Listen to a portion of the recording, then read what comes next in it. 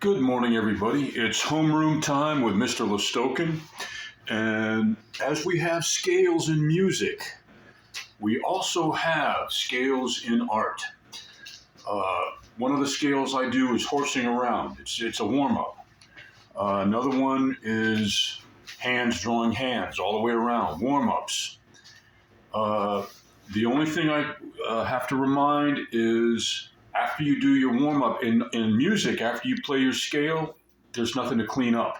In art, after you play your scale, it's really that you're drawing your scale or you're warming up. In art, there is always going to be something left that you have to clean up, store, or throw away. So the next class can come in and do their warm-ups in art.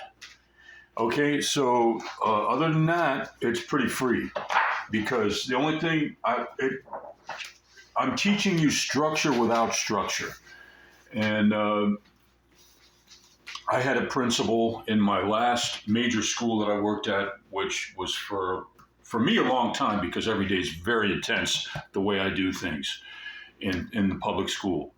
The principal screamed at me, "They need structure." And I screamed back in any way that I could, which ended up being in emails over and over with authorities over him, included in the emails, saying, giving documentation as to how I did apply structure in my creative classroom, but that there needs to be creativity. And the smiles on the faces, thanks to my teacher, are all I need to see to know that I'm doing my job.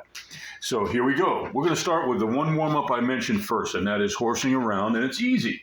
You just get used to drawing horse. The thing is, people say that in art, that it's a waste because, and it's a good point because it's not a waste, but you do end up using a lot of paper, which that requires trees getting cut down. Now, if we're responsible in our culture about maintaining forests and replenishing every aspect of our environment after we use what we use, then that can be okay. But by the same token, I will say that you had artists such as Leonardo da Vinci, Michelangelo, Buonarroti, Botticelli. I mean, just so many. Donatello earlier. In a lot of them Italy. We're talking about the Italian Renaissance, but then we get into Van Dyck, Rembrandt, and Vermeer. And once you get involved with talking about all these guys, they were able to, and they're just humans. What one man can do, another man can do. Have you ever seen where people are in situations where they're forced to learn something, and when they're forced to learn something in a way because they have nothing else to do, they can become great at art.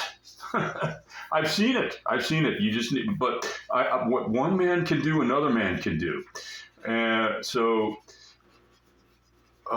I'm not saying you need to become great at art. I'm saying you should become great at something.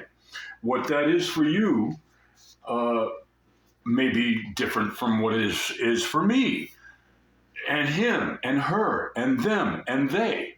Learn your pronouns, learn your subjects, learn your predicates, learn your adverbs, learn the difference between an adverb and an adjective, learn your English and language arts, learn your Spanish if you're in an older grade taking Spanish.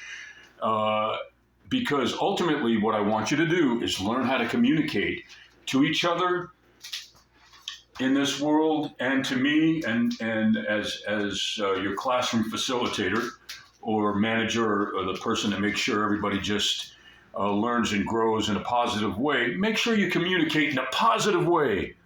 Have a wonderful, everybody have a beautiful, beautiful day. Okay, thank you.